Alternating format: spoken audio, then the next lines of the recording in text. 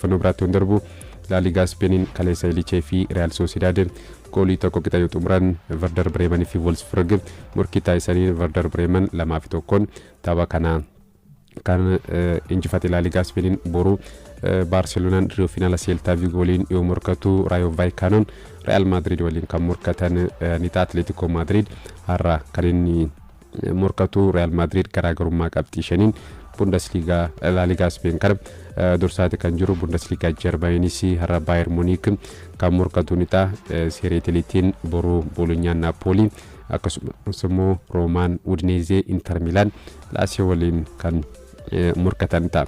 Premier League England ittiin darbu defannoo liigichaa wal qabatuun taphataa fi leenjisaan cimaa Waation Kolisa miseensonni Manchester United kan isaan dhuunfatanii Brian Mbeumo taphataa cimaa Premier League England kan Waation Kolisa jedhamuudhaan yoo filatamu leenjisaan United Ruben Amorim leenjisaa cimaa kan Waation Kolisa jedhamuudhaan filatamaniiru taphatichis Brian Mbeumo akkasumas immoo leenjisaan Manchester United Ruben Amorim seenaa isaaniitti keessatti yeroo jalqabaatiif badhaasaa kana kan isaan milkeeffatan Premier League England torbee 11ffaatiin har'a sa'aatii 9 fi daqiiqaa 30 irraa eegaluudhaan waaree booda Tottenham Manchester United waliin kan morkatu ni ta'a. Kilaboonni lachuu qabxii qixa 17 walitti qabachuudhaan kan isaan waliin morkatanii ta'a. Manchester United tapha kana yoo injifate yookiin immoo kilabiin tapha kana injifatee qabxiisaa 20 gaachuudhaan sadarkaa isaa kan fooyyeffatu ni ta'a. Garaagarummaa gooliitiin Tottenham sadarkaa 6ffaarratti argamu Manchester United ammoo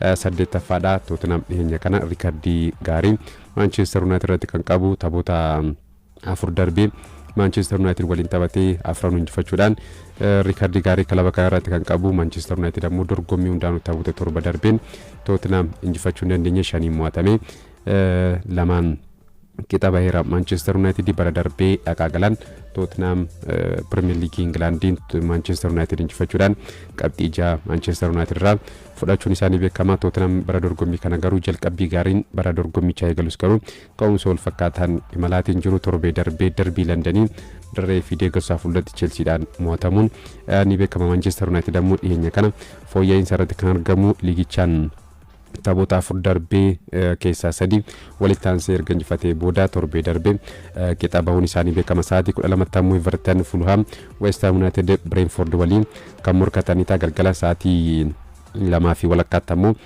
Sunderland dursaa liigichaa Arsenal kan simatu ni ta'a. Sadarkaa 1ffaa fi 4ffaarra ta'uudhaan kan waliin morkatanii ta'a. Arsenal garaagarummaa qabxii 6 Premier League England dursaati jira hanga torbee 10ffaatti ga'umsa gaarii kan mul'isee fi taatee liigichaa kan ta'e Sunderland ammoo qabxii 18tiin sadarkaa 4ffaarratti argamuudhaan morkiin Arsenal waliin taasisu ni eegama. Kilabichi bara ol guddateen ga'umsa gaarii Premier League England mul'isaati jira. Taphoota 10 taphate keessaa 5 injifatee 3 qixa bahuudhaan tapha 2 qofa hanga ammaatti kilabichi kan inni mo'atame torbee darbellee Chelsea durfamurraa ka'uudhaan injifachuun isaanii beekama. Har'as Arsenal irratti qormaata guddaa ni taaf kan eegamu. Garuu Arsenal riikardii Sunderland irratti qabu olaanaadha. Taphoota 15 darbee Premier League Englandiin Arsenal fi Sunderland waliin taphataniin Sunderland Arsenal injifachuu hin dandeenye 10 mo'atamee 5 qixa baheera.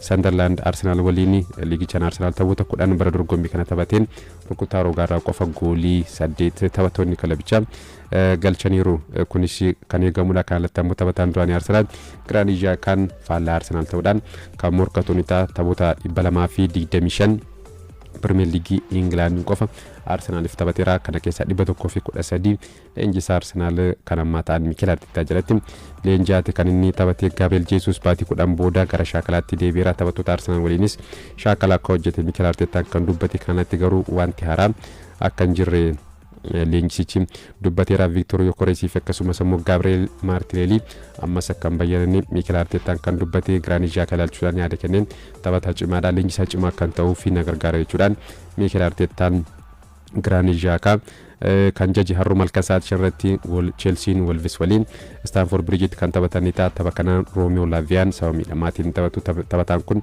Champions League Europa darbeen daqiiqaa 3 irratti sababa miidhamaatiin dirreedhaaf fagaachuun isaa dirreedhaa erga bahee booda yeroodhaaf dirreedhaa akka fagaatu leenjisaan kilabichaa Enzo Marescaan kan isaan dubbatan boru tapha cimaa torbee kanaatiin Etihaditti sa'aatii 12 fi daqiiqaa 30 irratti Manchester Cityin Liverpool kan simatu ni ta'a garaagarummaa qabxii tokkoon wal caaluudhaan waliin morkatu City fi Liverpool Manchester Cityin qabxii 19 sadarkaa lammaffaarratti argamu Liverpool qabxii tokkoon hanqate 18 sadaffaarratti argamuudhaan kan waliin morkatan taphni kun kilaboota lachuufuu tapha baay'ee murteessaadha. Caalatti Arsenaal har'a injifannaan City fi Liverpool dhiibbaa guddaa keessa galuudhaan kan isaan waliin morkatan ta'a. Liverpool gara ga'umsa isaatti deebi'aa waan jiru kan fakkaatu Aston Villa fi Real Madrid la Premier League fi Champions League Europaatiin ga'umsa amansiisaa waliin Liverpool injifachuun isaa ni beekama. Taphoota kanneeniin gooliin irratti hin galle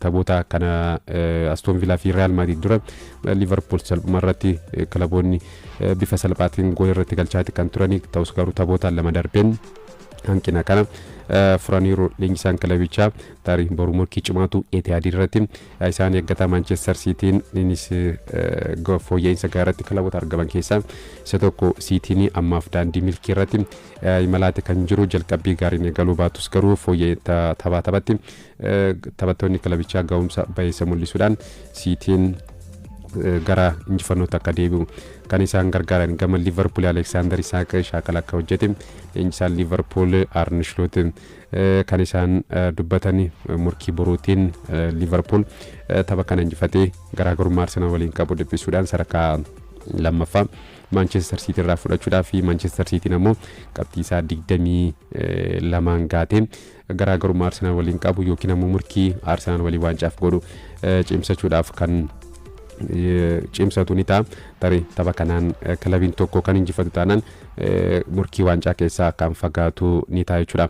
Arsenaal injifatee kilaboonni kunneen lamaan qixa kan ba'an taanaan ammoo Arsenaalii fi carraa guddaa kan uumuuf ni ta'a.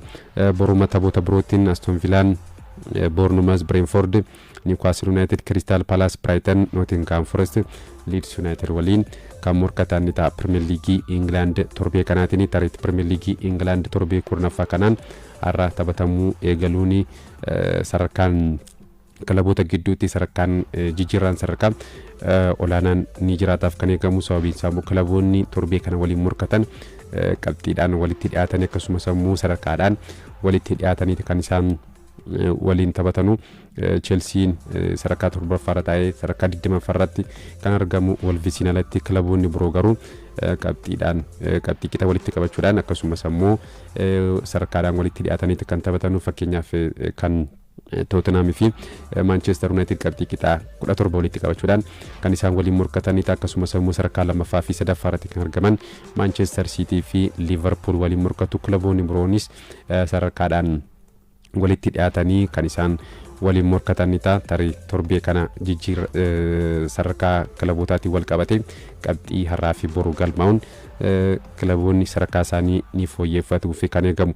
Odeeffannoo kiyya xumuraatiin ammoo leenjisaan garee biyyaalessa England Thomas Tuchel taphoota xumuraa gulaallii waancaa addunyaatiif fi taphattootaaf waamicha kan isaan dhiyeessanii Phil Foden fi Jude Bellingham taphattoonni kunneen lamaan filatamaniiru. Phil Foden akkasumas immoo Jude Bellingham gulaallii waancaa addunyaa taphoota darbeen garee biyyaalessa Englandiif osoo hin filatamiin kan isaan hafataniitii turanii. Jude Bellingham sababa miidhamaatiin Real Madrid tajaajilaatiin ture akkasumas immoo Phil Foden ga'umsa gaarii mul'isaatiin ture ta'us garuu taphattoonni kunneen amma gara ga'umsaanitti erga deebi'anii booda leenjisaan garee biyyaalessa England Thomas Tuchel taphattoota kanneen lamaan irra deebiidhaan kan filatanii. Trent Alexander-Arnold garuu osoo hin filatamiin kanaaf akkasumas immoo garee biyyaalessa Portugal leenjisaan kilabichaas taphattoota filatanii foomsaniiru. Kana keessa CR7 Cristiano Ronaldo ammas filatameera. Kan garee biyyaalessa Spain wal qabate ammoo Lamine Yamal, Dean Howson, Merino akkasumas immoo Zubimendi taphattoonni kunneen gulaallii waancaa addunyaa taphoota xumuraatiif kan isaan filataman. Betting account kan jedhamu qabaachuu kan federeeshinichi qorannoodhaan kan ifoomsa abbootiin murtee 152 kasaaraa yookiin ammoo qubaaraa taphataniiru kan jedhame. Isaan keessaa muraasni yeroo tokko qofa yoo taphatan abbootiin murtii 42 ammoo taphoota kubbaa miilaa 1,000 ol irratti kasaaraa taphatamuudha kan gabaafame. Abbaan murtee tokko yeroo 18,227 kasaaraa taphateera kan jedhame. Sababa kanaan federeeshiniin kubbaa miilaa Tarkiyyee abbootii kubbaa miilaa 100 abbootii murtee kubbaa miilaa 149 hojiirraa daangesseetti kan ture. Abbootiin alangaa Tarkiyyee kaleessa murtee dabarsaniin namoonni 21 gaashiree akka bu'an yoo murteessan isaan keessaa abbootiin murtee kubbaa miilaa namoota 17 ta'u Super Sport kan gabaasee dura ta'an kilaba Tarkiyyee yookiin ammoo